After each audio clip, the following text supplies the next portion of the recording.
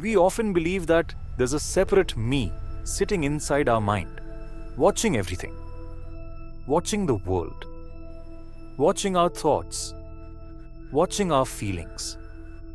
We imagine that there is an observer, and then, outside of that, there are things being observed. But what if this is just a habit of thinking? What if the observer is not separate from what is being seen? Jiddu Krishnamurti, a great spiritual teacher, said something very strange, yet very deep. The observer is the observed. At first, this may sound confusing. How can the one who is watching be the same as what is being watched? Let's try to understand this through a very simple example. Suppose you are sitting quietly and looking at a tree. What do you usually do? You look at the tree and label it. This is a neem tree. Or this one looks old, or I've seen prettier trees. Without realizing it, your mind starts talking. It compares, it judges, it remembers, it adds meaning. But in all this, are you really seeing the tree? Now try something else. Just look at the tree without saying a single word in your head. Don't name it. Don't think whether it's good or bad. Just observe it silently. You may notice something strange. The gap between you and the tree starts disappearing. There is just the act of seeing, not a person who is seeing and an object being seen, but only pure seeing. In that moment, there's no label, no memory, no idea, just awareness. That's what Krishnamurti meant. The one who is watching and the thing being watched are not two different things. In that deep silence, the division disappears. The observer is the observed. Let's take another example, this time from our daily emotional life. Let's say you get angry. In that moment, do you feel like a person who is experiencing anger, or do you feel like you are anger itself? Think carefully.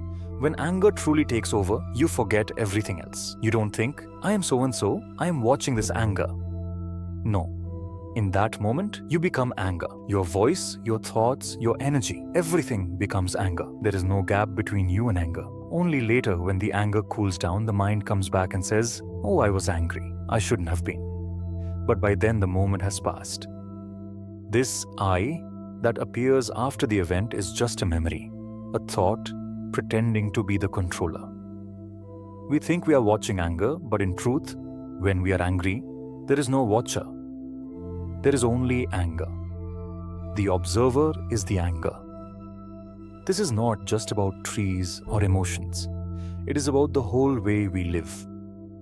We divide ourselves from the world, from our feelings, from our thoughts, and then we struggle to control them. But this struggle comes from a false idea that there is someone separate inside who can fix or change things. When you see, deeply see, that the observer is not separate, something changes. You don't have to fight with your thoughts. You don't have to control your feelings. You simply become aware. And in that awareness, there is no conflict. You may notice that fear begins to fade. Anger begins to dissolve. Not because you pushed them away, but because you saw them so clearly that the division disappeared. This seeing is the beginning of true freedom. So next time you look at a tree, or feel anger rising, or notice a thought, try this simple thing. Just observe. Don't name. Don't judge. Don't separate yourself from what is happening. Just look. Just feel. Just be. In that deep, silent awareness, you may discover something very beautiful. There is no observer and no observed.